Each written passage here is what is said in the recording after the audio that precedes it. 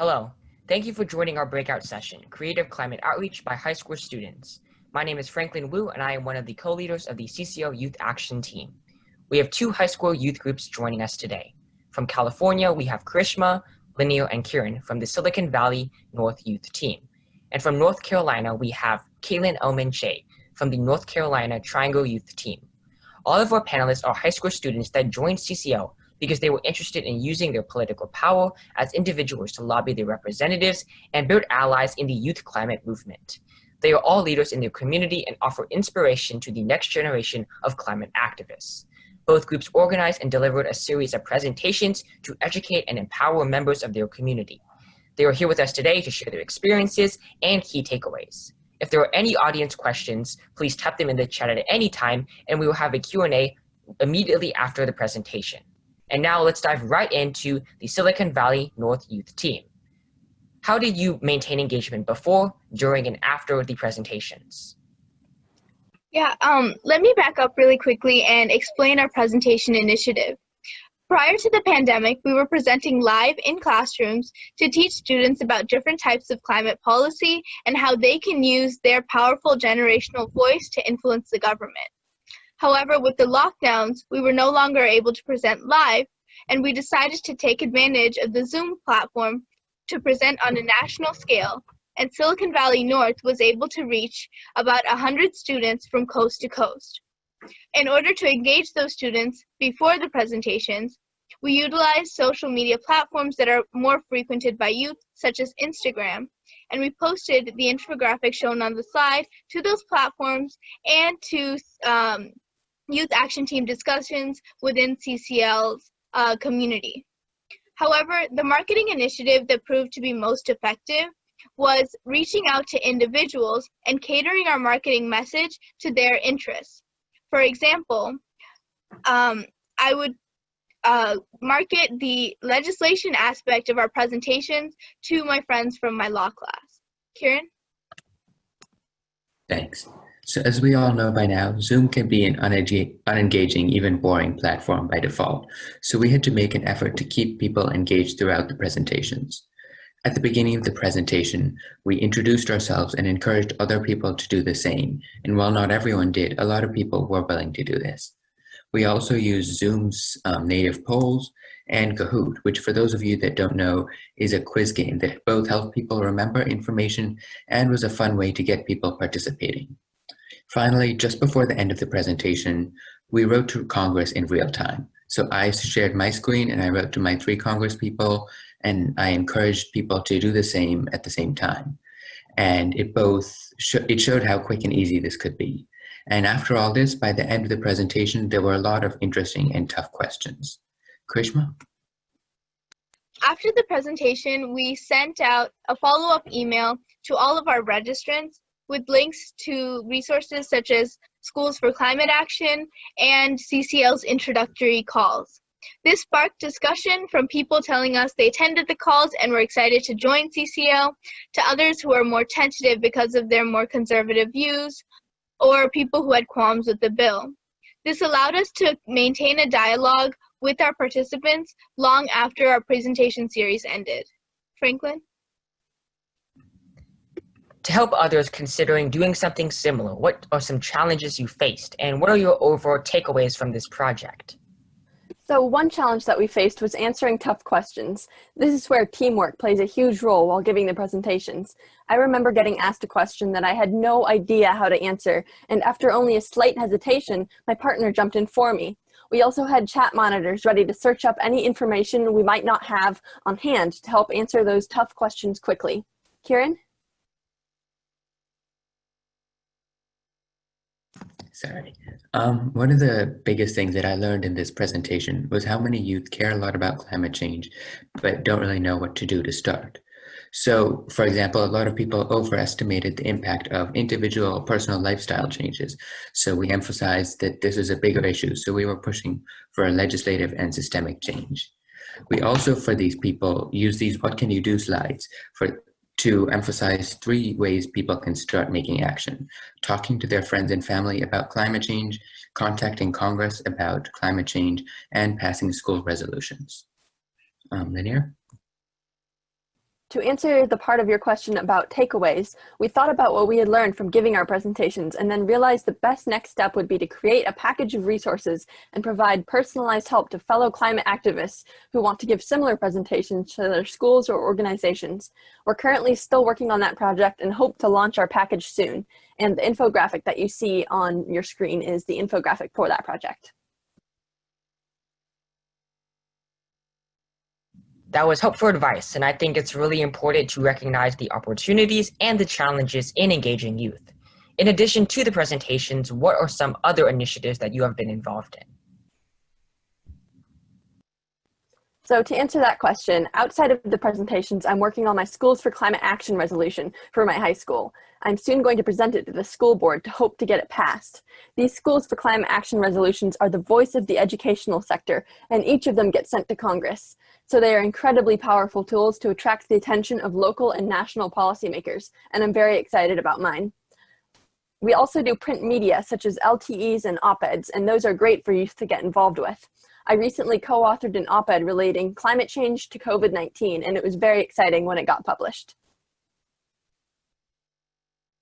Social media is another platform we use for outreach.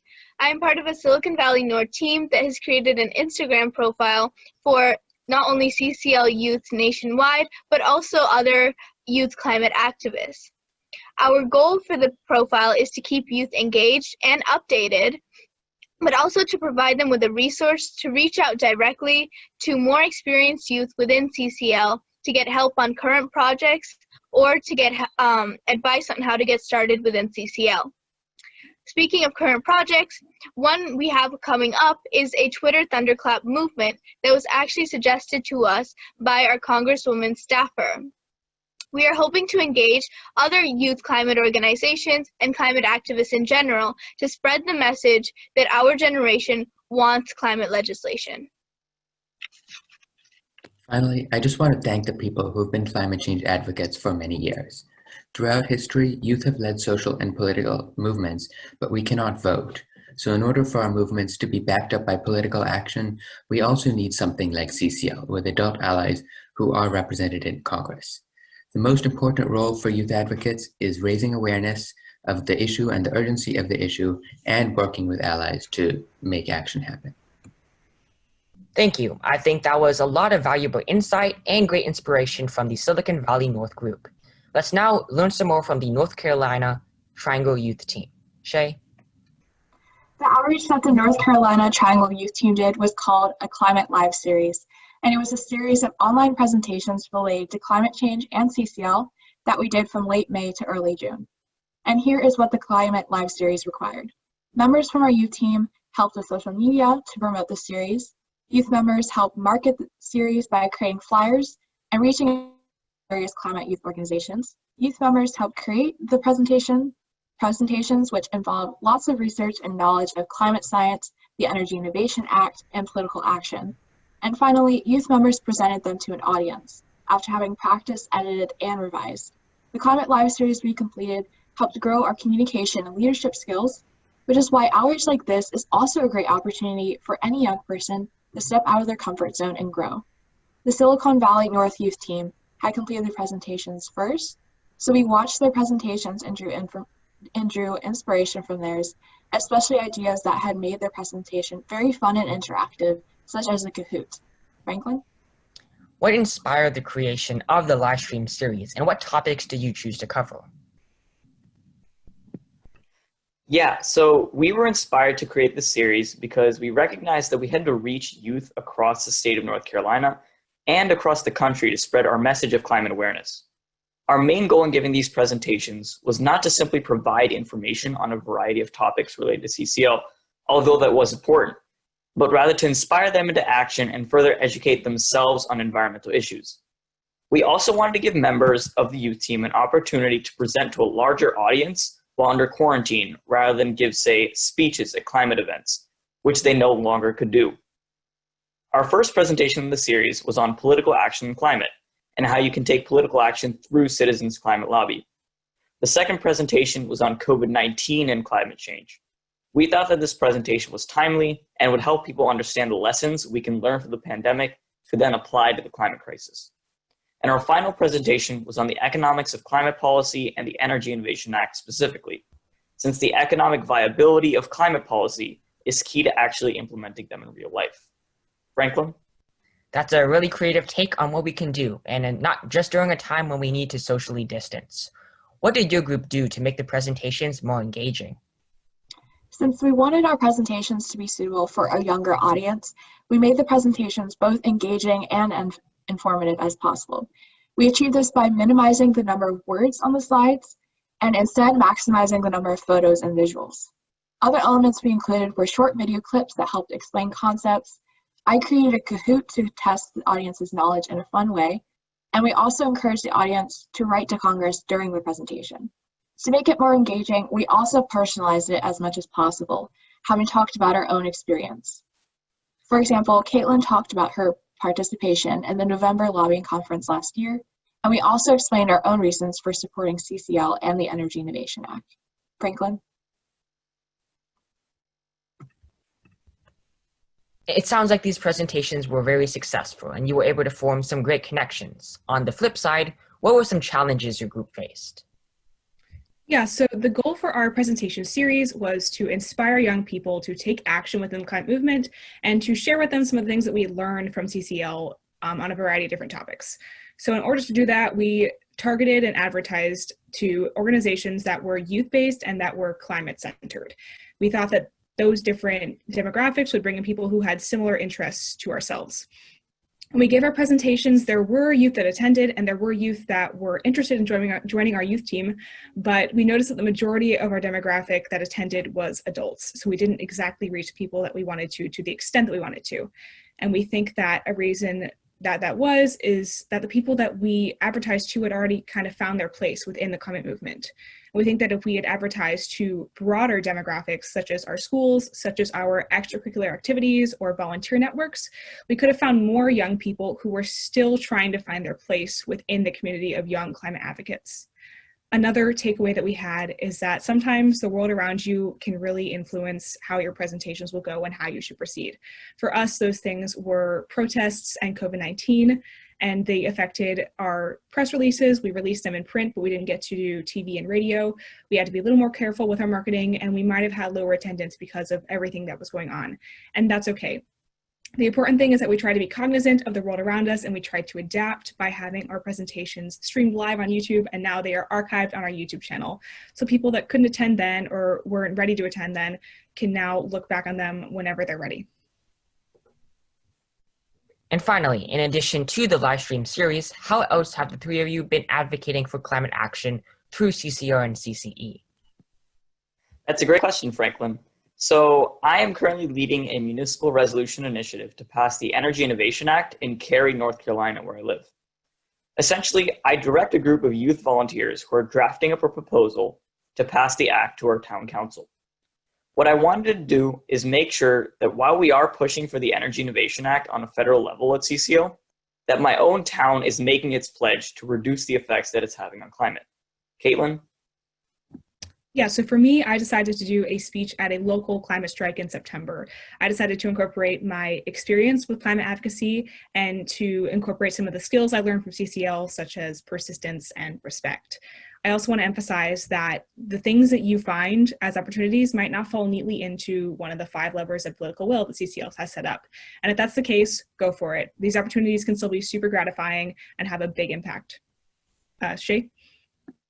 In November of last year, our youth team, which consisted of 3 youth members at the time, went to DC to lobby, and it was a credible learning experience for all of us. Many of our youth team members currently will also be lobbying this Tuesday. I'm on the lobby team for my own representative as a constituent. Something else I'm doing related to lobbying next month is teaching a lobbying workshop virtually at a summer camp for high schoolers who are committed to peace and justice. It's an opportunity for me to take my lobbying experiences and knowledge of lobbying and use it to teach others in a multicultural setting. Karishma?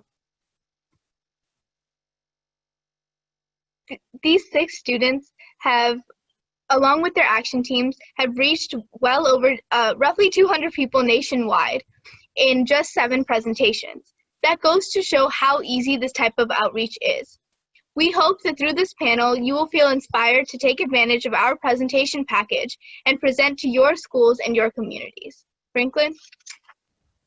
Let's give a round of applause to our amazing panelists. And before we move to Q&A, I just want to briefly mention ways you can get involved in your community. In the chat, you will find a link that will take you to resources as well as the contact info of our panelists. And again, I want to give another thanks to our amazing panelists for joining us today. Thank you. And now let's have some panelists answer some of our questions. One question we seem to get a lot was, we talked about getting youth engaged in your programs, but how can we touch base on what got you involved and how do you stay balanced with schoolwork and climate work? Sure. So one way that more youth can get involved is if you look at the doc that we have in the chat, we have emails for both of our specific action teams if you live in North Carolina or Silicon Valley.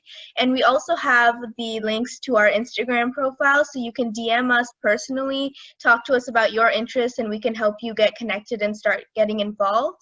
And for me personally, I play tennis on my school's team. So during our season, I reduce my activity in groups where I'm less active and I do less work, and I focus my efforts solely on outreach and social media. So these presentations and panels, and then posting on social media so that I'm not as active within CCL.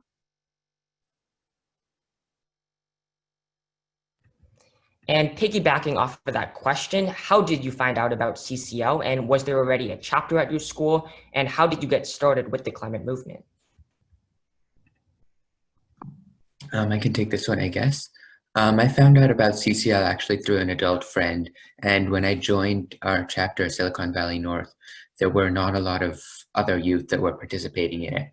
But I worked with some friends, some of the other adults worked with people they knew, and so we've been able to recently build up this youth action team. So I think that's really kind of the model for a lot of CCL chapters around the country that don't have a lot of youth currently, or might have one that comes in and goes. It's most important to find other youth that will also be interested to work with them. Yeah, and adding on to that really quickly, you don't need a chapter at your high school or at your school to get involved. If you just visit ccl.usa.org, you can find a youth action team near you and start working with them. And we also got many questions about, as youth, what was the biggest roadblock you faced in being heard?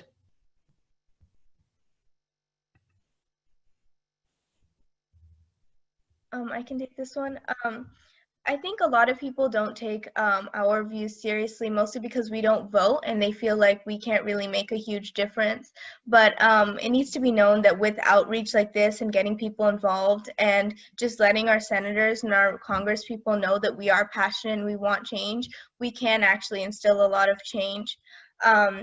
And another thing is we have a lot of resources like Instagram and other profiles that are more frequented by youth, and by taking advantage of that and spreading the message, we can make a huge impact. And for those that want to get involved with the climate movement as a youth or even as an adult, what are some ways to get involved through their community, just like some basic sort of actions that they can take?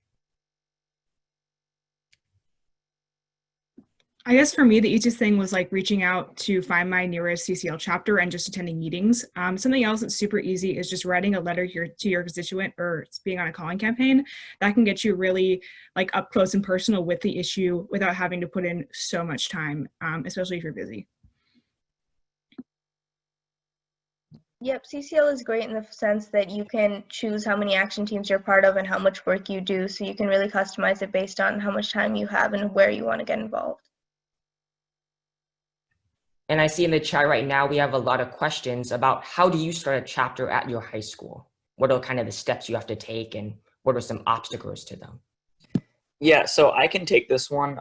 I started a chapter at my school, the North Carolina School of Science and Math. And essentially what I did is I got into contact with my local chapter, the Raleigh-Durham chapter, and Sharon Bagatelle, who is the head of that. And what we did was I just registered it as an official club at our school. And then I worked with the Raleigh-Durham youth team to set up some of our activities. And we're a residential school, so we don't have the same designation as a college, but we definitely conduct a lot of activities, and we're planning to conduct a lot of activities independently. So the first thing would be getting into contact with your local chapter leaders.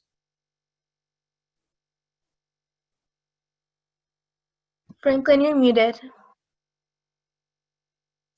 Franklin. Oh. Well, it's 11:45. I guess we're going to have to finish it up. Thank you all so much for joining us. And Craig has posted a Google Doc link in the chat. I'm just going to post that again now.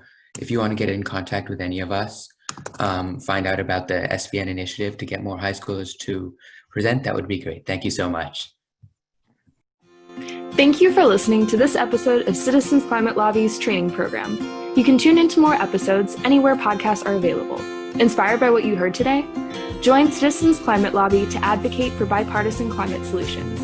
Go to community.citizensclimate.org to find more trainings, resources, your local chapter, national action teams, discussion forums, and more. Be sure to like our Facebook page and follow us on Twitter and Instagram @CitizensClimate. We also invite all of our listeners to subscribe to our YouTube channel for more inspiration. And together, we are creating the political will for a livable world.